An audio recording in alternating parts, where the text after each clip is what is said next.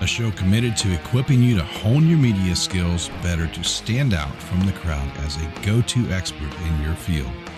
Each week, Rich Bontrager interviews top leaders, influencers, authors, speakers, podcasters, and media professionals about how to leverage media best to help you shine brighter on camera and stage as a go-to expert. Now, here's your host, The Trigger, Rich Bontrager. Welcome back to another Wednesday. Hey, it's great to be back for How the Rock Stage show. Hope you've had a great busy week. I have been producing, co-hosting a whole other week-long campaign with another group out there. It was a great time. I love doing what I get to do. But you know that. And you know that this is why we do this show, to help you shine on camera, to shine on stage, to elevate you and your brand authority by learning media savvy skills, to get the better insights so you can rock any stage you step up on. Every week we have amazing guests from all around the world in different areas and different expertise. And we take a different topic. We kind of pluck something off and we go deep into it. Tonight, we're going to talk about that dreaded word called burnout. And I'm sure most of us don't even want to think about burnout. We probably say, it's never going to happen.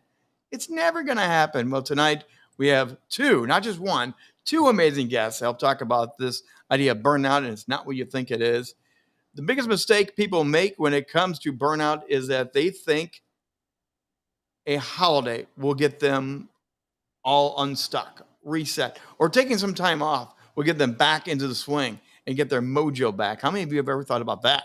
However, this is a much deeper strategy to help you turn this all around, and it's a higher level of understanding needed. Tonight, live from the UK, Baz and Lo Ash are going to be joining us.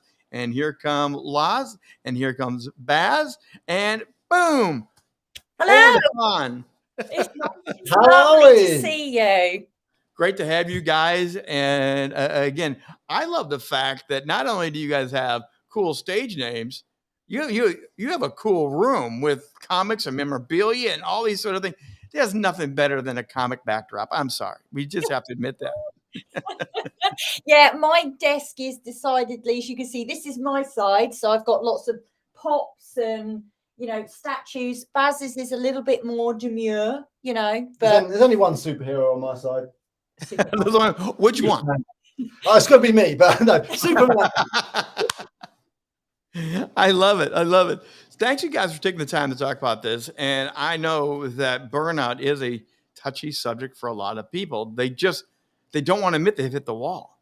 Yeah. And as I work with media, as I've been in this, especially media people, we don't want to admit we're tired. We don't want to admit, like your introduction, the holiday didn't work. We came back to work and we're just this tank. So this should be a very exciting topic. But why do people not want to admit they're burnt out? What do you think the big hindrance is of admitting I'm dead? I think it makes you feel weak. If we start admitting that we're tired, we're run down, we're not having that fulfillment in life, there's a little chink in our armor there, and it shows us that we're a little bit weak, but it's not that way. It's totally not that way at all. I think it's got the same stigma, I don't know about you, as mental health. There's a stigma that, mental health issues, it means you're weak and bits and pieces. That's kind of, the brigade there. And I think that burnout is kind of on the same level as that. If you're burnt out, sometimes people might think, I can't do my job, or I'm no good at my job. And so then you get that judgment from other people. And I think that's one of the reasons, I think that's the big reason why people don't, come out and talk about it. Well, and again, most of us say we love our job, we love our job, we love our job. And then we have to admit on one day, I hate this job. And I'm like, wait, I thought you said you loved it. But I think we all have the peaks and valleys, right?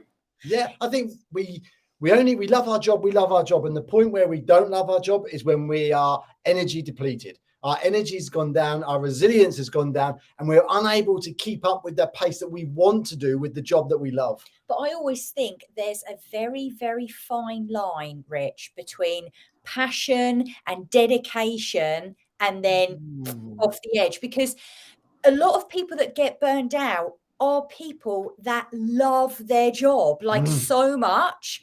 But the problem is they put too much into it. And they don't get enough, time to rest themselves. Okay, so you said my favorite word, passion. I am that guy. I am passionate about what I get into do. I love meeting people like you. I love it. Every day is a great adventure. Yeah. Now, I don't think I've ever burnt out, but I know I've had peaks and valleys where the creative nature is not there. Yeah. So you can't live on passion all the time, can you? Passion without energy, there's no passion there. We need that energy. We need that fuel behind it to fuel it. It's like having a big sports car out in your driveway, but there's no fuel to run it. It's nice to look at, but we need that energy in it to make it go. And that's the same as us. We're machines at the end of the day. We need that energy inside of us to fuel that passion and drive that passion forwards. And I think there's a clear distinction. I've just written a post about this actually, about the difference between burnout and just having a bad week. Do you know what I mean? Like, yeah, exactly. So burnout is literally, I mean, I know when I burnt out, I was catatonic. Burnout will literally ruin someone's lives. They'll have to do part-time work. They'll have to give up work. They might have to take a year off. But you ended up just colouring in. That's all Oz could do was colouring in. And it was something that was a little bit stimulating, but it wasn't taxing on herself. Just colouring in. Colouring in Wonder Woman pictures, by the way. So that's what I ended up doing. And that's what burnout is literally like your mind just does not have the capacity. I couldn't even make a cup of tea. I love my tea. She still can't make them. No one makes my tea except for me, because nobody can make a cup of tea like me, right? And so there's a clear distinction. Like people will say, oh, I'm really burnt out. And it's like, you've just had a bad day. Like you've just had a really exhausting work week. There's got to be a clear distinction there, definitely, I think. Well, and going back to the analogy, you can't just keep stopping on the gas and expecting to re-go. It doesn't work that way. But I know you guys talk about the 3 dimensions of burnout. So what kind of are these 3 dimensions? So you've got mental, okay, which can often be referred to as cynicism. You've got emotional, which can be referred to as powerlessness. And then you've got physical, which can be referred to as exhaustion. And those 3 actually came from a study that was done by a lady called Christina Maslach. Okay. And you can look it up. It's a brilliant study. And what they found that there were these 3 dimensions, because what they were trying to do was get people back into work with psychiatry. So they were kind of, base it on that thing. And we've almost taken that and been like, yeah, we can see that within our guys. I'm not into these big burnout models. I'm like, right, how is it affecting you mentally, physically, emotionally? Let's take action. I love that. So are people aware of these 3 dimensions? Do we just talk about one more than the other? Why are we not aware of this as multifaceted? Yeah, I don't think people are even really truly aware what burnout is, Rich, to be honest with you, because it's quite a new phenomena that is being spoken about. It's been speaking about it more now, but people don't really understand it until it comes and kicks them in the backside. Yeah, I'm fine.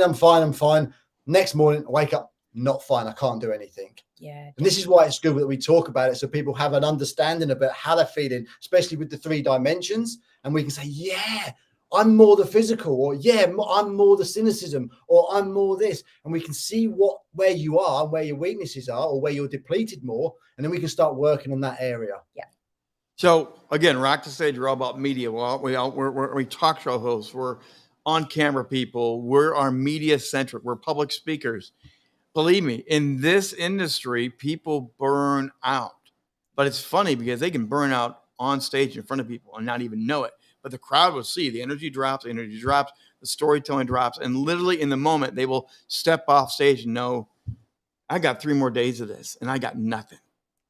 Yeah. It's a very serious, quick moving thing, isn't it? Yeah. I mean, mine literally happened at midnight on a Friday night, snap.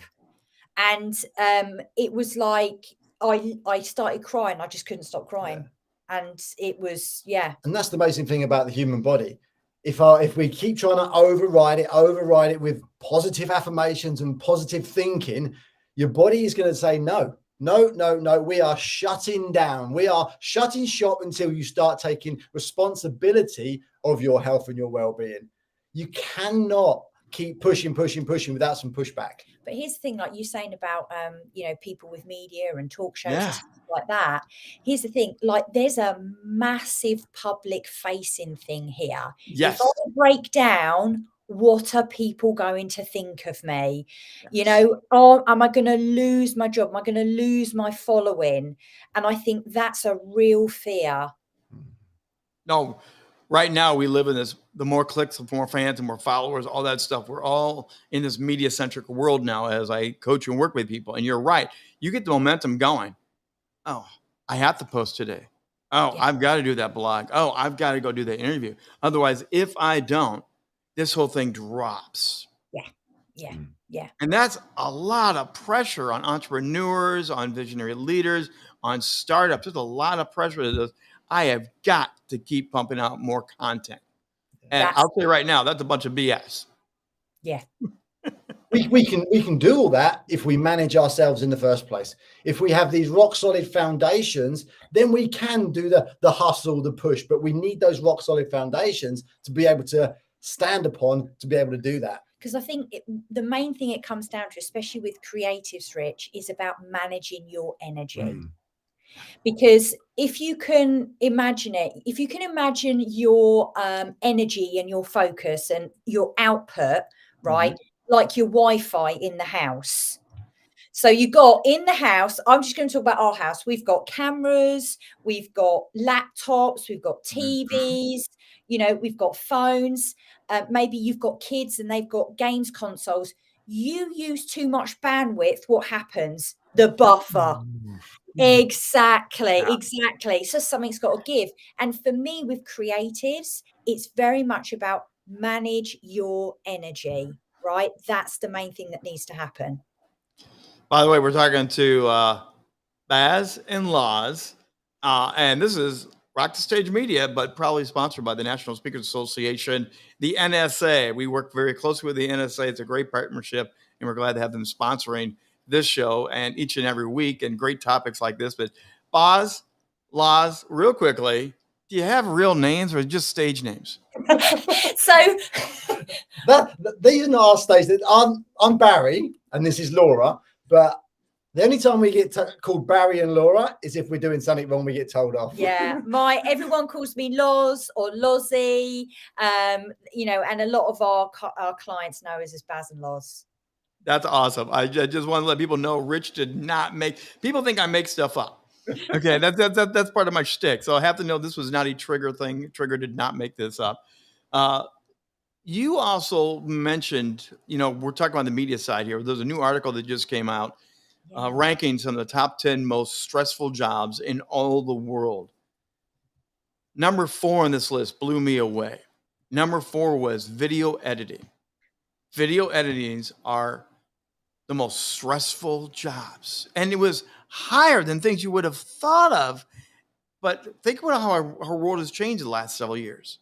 We're all now much more video driven. We're all trading content. We're all doing this. We're all buying cameras, like you said.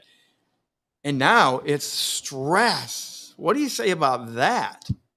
I mean, we've actually done videos. So we used to do quite a few vlogs, and we've used Final Cut Pro. I know it's nothing compared to what you guys use, but we can empathize with the fact that you're only as good as your next video.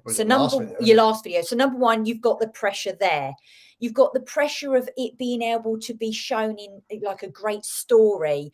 You've got the time constraint, and then you're trying to work with the transitions and the music and the tiny little thing, and it can get really stressful. I think we're getting so clever with these editing now. What's the next best thing? What's the next best? So we're trying to push the envelope all the time, rather than just go talking head. We've got to have these elaborate follow-throughs and the connections and the leads, and it's a lot of work. People don't really understand how much work goes into editing something. But I also feel like editing, right, is like being in a Las Vegas casino, right? Where's this going? Because you lose. I'm very left field. Don't even go there. Because right, you get lost in time. Like you go into a casino in Vegas, you don't know which time of day it is, right? And it's the same with video editing. You might sit there, and then before you know it, 5 hours has passed, and you're like, oh my goodness, it's dark outside, right? Well, and the great example of that is you can get lost in TikTok. Okay, 2 hours are gone, and you have no idea what you did, other than your dog is by the door waiting for you. Right? Uh, but video editing, when TikTok first came on, they were like 30 seconds clips. The people that put shortcut, quick cuts, they put sound effects for a 30-second piece for amateur video of TikTok was exhausting. Right to your point. Now we're doing this on many platforms. Yeah. And every day there's a new platform, and so they want to go try that one. So it's not just doing what they do. We're also experimenting all the time. It's exhausting, isn't it? Yeah, and you can't just copy and paste from platform to platform with the videos. We tried doing TikTok and doing Instagram, and the words didn't go with my mouth, and it was all out of sync, and it was just like, what? I mean, I know when we do TikToks for the Superhero Life, which is our charity work, we will literally film 28 to 38 videos in an afternoon just to get all of those videos done. I mean, they're nothing elaborate or anything like that. But once you're in costume, you're doing it. I mean, like, we're here, we're ready, let's go. Once I'm in, I'm committed. We're committed to doing it. Yeah. But you're right. We're now shooting, like, again, radio, TV. That's what we do. Game shows. They tell you you're on a game show. You bring an extra pair of clothes because you might win, and you stay the next day. They film them all in one day. Yeah. And this is the way we're thinking now, and it is exhausting. So what would be one or two great tips to help our video editing friends out there to not hit burnout? I think the first and foremost, we need to look at your sleep. We need to bookend our day and get some good quality sleep. Get approximately 7 to 8 hours. That'd be my first port of call. Do you know what I would be doing? I'd be setting alarms at the desk every hour and a half. Get off your butt, right? Get outside, get some sunlight in your eyes, walk on the grass, and connect back down and ground to the earth. There's so many studies to show that being in nature can really help with stress and anxiety. It's really great for us to be outside and get that melatonin through our eyes as well to help promote good sleep. So it kind of backs up what Barry is saying. For me, that's one great thing. Can I just give another one? Yeah, please. The other one is, don't rely too much on caffeine, because for me, caffeine is like going into the supermarket and paying for your food with Monopoly money or Disney dollars, right? You might have a lot in your pocket and you think you're rich, but when you go to pay for it, it won't get you anywhere. Caffeine, if you're using a stimulant, it will give you that boost, but then it will crash you back down again. So let's take this a step further, because those are all great tips. And I would recommend, I like counting my steps when I go, so I take my phone. But you're right. Leave your phone even, because a lot of people, even though they're walking, they'll be editing a video on their phone. Stop it. Stop it. No. And that is unplugging from the network. Unplug. Yes. Yeah. So what are some other things that maybe can help people get motivated to take more action? This is mental health, emotional health, it's spiritual health. It's a lot of layers to avoid the burnout. So what other health tips can you give us to help us not hit that wall? I think one thing you said there was what can motivate you, but I think we need the discipline. Motivation comes through momentum, but discipline gets you started. And I think it's having the discipline to take the breaks. It's discipline to have your sleep regimented. It's discipline to get away from your desk and get outside. And it's the discipline to be able to put those steps in place. Yeah, absolutely. And I think, definitely bookending your days, because sometimes we can wake up and then we're off. We wake up when we're off. Do you know what I mean? Straight away. And we're doing this and we're doing that. So, well, hang on a second. Let's just take a minute, right? Let's just take a minute to start the day in a positive way.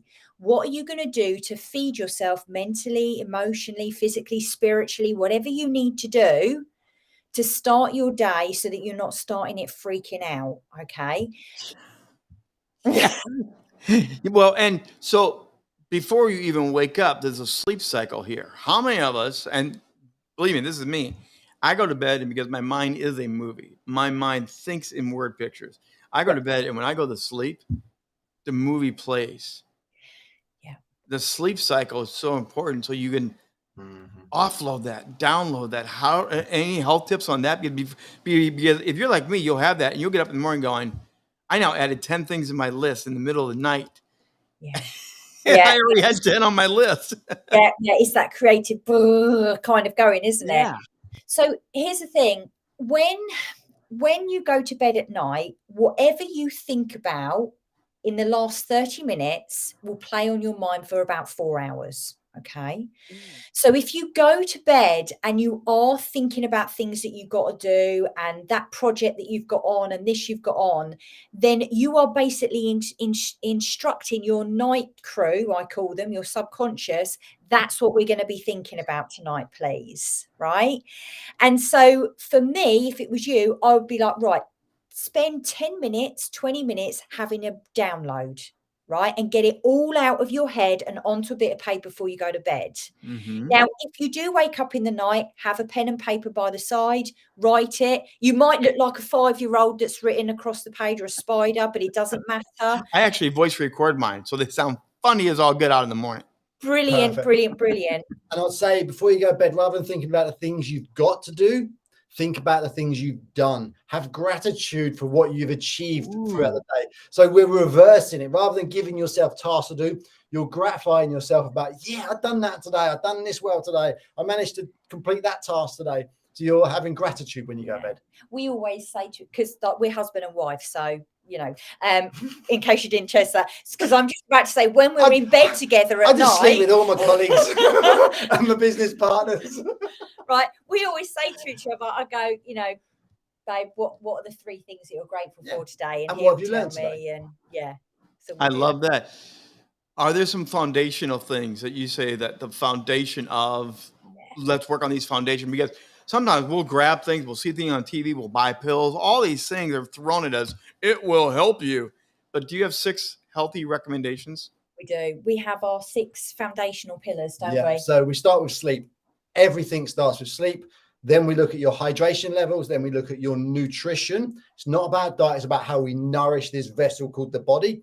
Then it's movement. How do we move it and energize it? The de-stress me and our thought management. Yeah. So all of them have factors, you know, within it. And whenever we work with somebody who's burnt out, we work on these fundamentals with them, you know, to understand and to start to implement these small little habits so that they can get back control.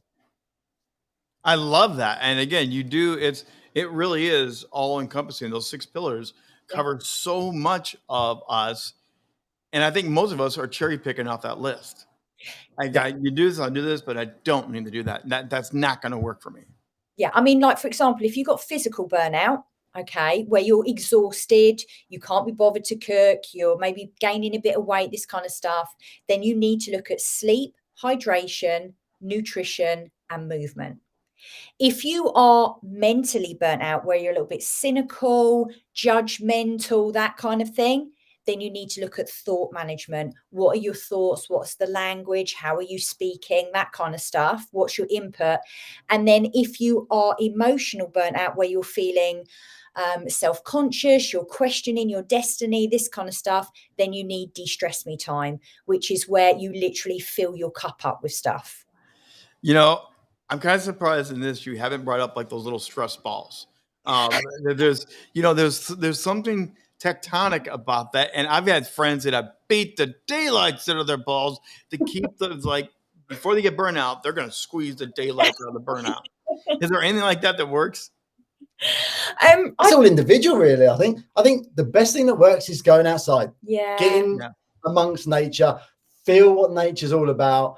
Everything happens in nature for a reason, and when we go out and connect with that, then we're going to get what we want at that moment in time. But we can always have a stress ball in the pocket if we want to. It's not going to hurt. Now, I also know, besides those pillars you talk about, you got something called the direct arrow method. Right away, I'm thinking green arrow. So I just got to get it out of the way. But the direct arrow method, can you explain a little bit about that? So this actually came from, I was diagnosed with bipolar and OCD, and that's why I was medically retired from the police force. And this little model actually come from how I was able to manage my condition. So it's 5 steps to it. Okay. So the first step is that we need to accept and acknowledge what is going on without judgment, because we talked about that at the very beginning, didn't we? Yeah. When we've ever worked with any kind of addicts in the police or the prison service, it's got to be the first thing that you actually admit to it and that you need help, right? And then the next step is we put our detective specs on and we create massive awareness. So what is going on here? Why is this happening? When does it happen the most for you? And we really open up the subject and ask lots of questions. And this is where it's like drawing back an arrow. Accept and acknowledge, create awareness. Right, now I really know what the problem is. I can let the arrow go and have intentional action right at what needs to be sorted. So there's no messing about, there's no fluff. It's let's get to it, right? So I think that's the problem. We don't tend to get directly straight to it. We beat around the bush. We go around the outside of it because we don't really want to face what's going on. So it takes us ages, but by pulling back the arrow, we know where we're going. We're not going to waste any time. Let's get to the root cause of this. And I love that. It's wicked, isn't it? Well, you'll like these next 2 as well, because here's the thing. We need to put this to the test, because there's going to be things that come in that change, right? So that's when we assess and adjust. Give it a month. How's it going? Do we need to adjust it? Right? And then the A for accelerate after that is, who are you surrounding yourselves with? Like, we have our Energized Leadership Program, and there's a group of like-minded people in there. They are only going to accelerate your results because you are in community.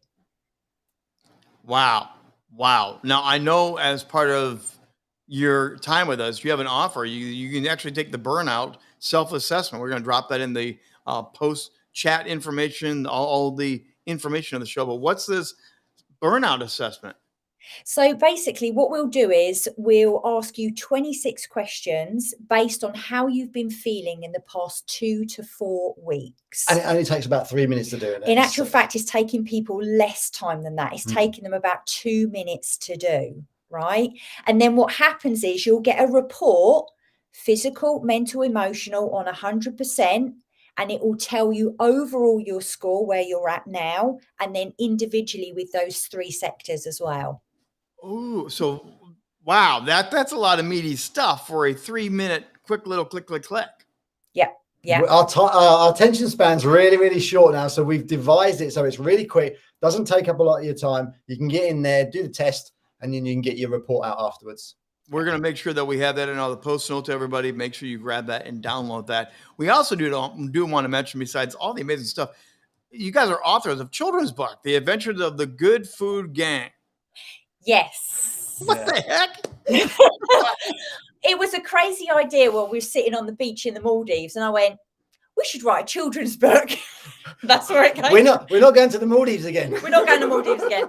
But yes, we wrote a children's book. It's called The Adventures of the Good Food Gang, and it follows the adventures of Solly, who is a kind of ninja tortoise. With X-ray specs, so he can see what happens that goes on in your body when you eat food. And we had to fight the sugar monster. Had to fight the sugar monster because one of the Good Food Gang was kidnapped. Yeah, by the sugar monster, and we went on this adventure, and we got stung by bees, and we found out what fruits we could do to help with bee stings, and it was all surrounded about the banana and how great the banana is for helping all these ailments.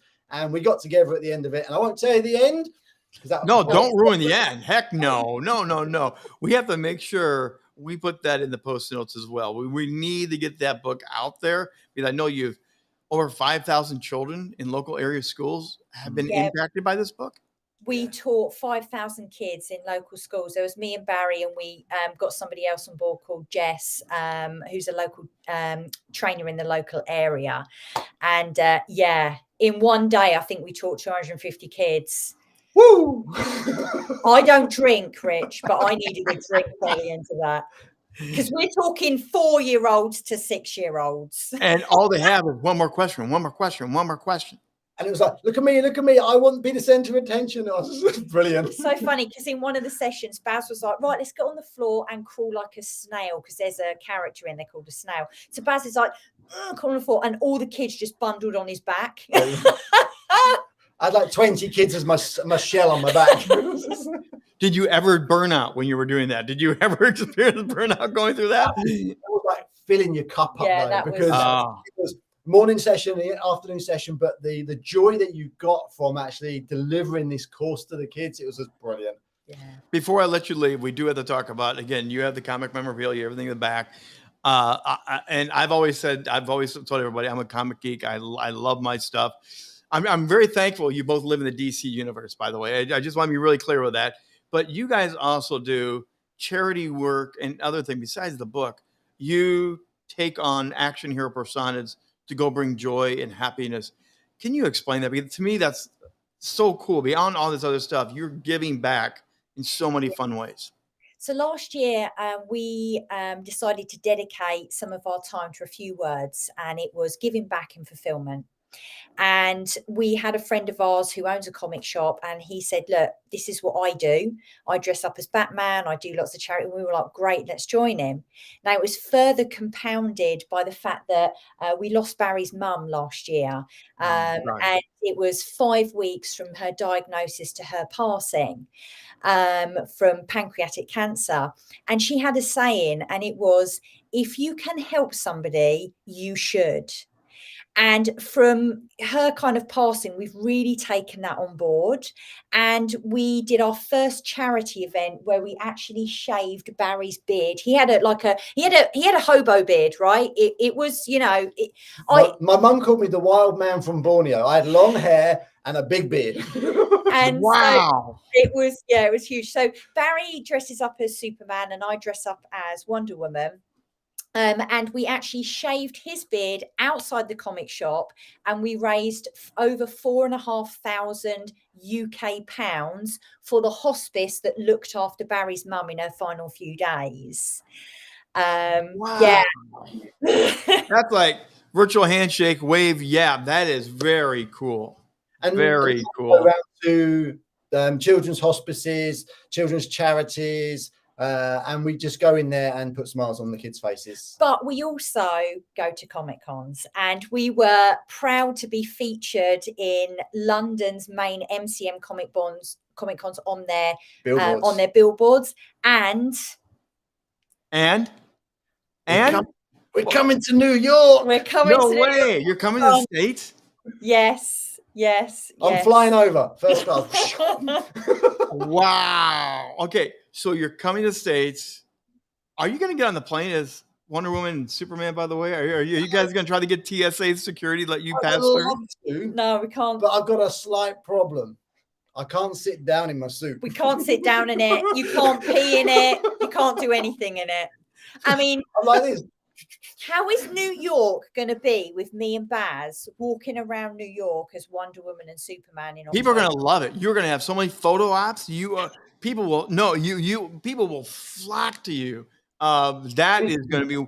We have got to have you guys back to talk about that and have you in character. I think it'd be great to have an in character appearance and have a whole show, because that whole Comic-Con, this whole media area is so much connected to all this now, and be a great overlap, fun discussion. Plus, you could share your adventure in the big city of New York. Yeah, that'd be wicked. I mean, we're looking at creating a charity calendar this year so that we can get a load of cosplayers together, and then from the sales of that, donate that to a children's charity as well. So we are looking at building a website, and just need to find the right person to help us build that as well. So it's all coming together.